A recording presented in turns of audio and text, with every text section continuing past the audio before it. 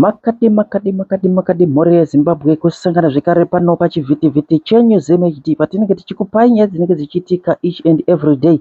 Mamiriro azvakaita mhuri yeZimbabwe ndeekuti Daniel Garwe orwisana naTagurei, orwisana naTagurei mhuri yeZimbabwe. Vanhu vakange vachishevedzera divi rimwe chete asi nekuda kwekuti vane zvavakazodzidziswa, vane zvavakazooneswa mushure mekunge vamboda kuhaya mamonya kuti aende kunosvereredza VP Chiwenga kwaMutare, vakadzikamiswa neARMY vakabatwa 1-1 vakadhilwa navo vakasiyiwa vakadaro. Naizvozvo mhuri yeZimbabwe Daniel Garwe akabuda achitaura against Mpostori Shumba, against Tagurei, akabuda achitaura mashoko ekutengwa kwevanhu nemari, akabuda achitaura nyaya yekurepa vana vadiki. Nyaya yekurepa kwevana vadiki inyaya yaMpostori Shumba vanga vachitaurwa kunzi vane vakadzi vanokwana kuita 4. Vakadzi vavo pane vamwe vadiki vane makore anokwana kuita 17 maanda age avari kugara navo baba ivavo Mpostori Shumba. Zviri kunzi kukambena kwavakanoita muconstituency yaDaniel Garwe ndo zvakakonzeresa kuti Daniel Garwe azotange kufumurana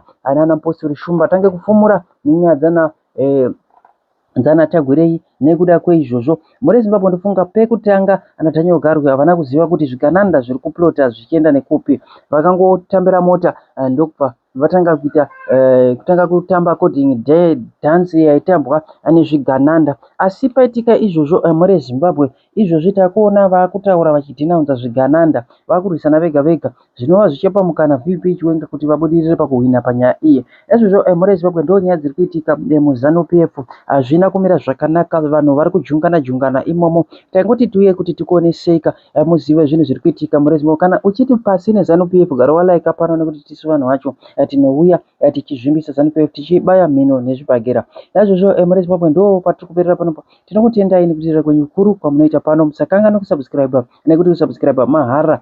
Thank you for watching pano apa chivhitivhiti chenyu ZMHD.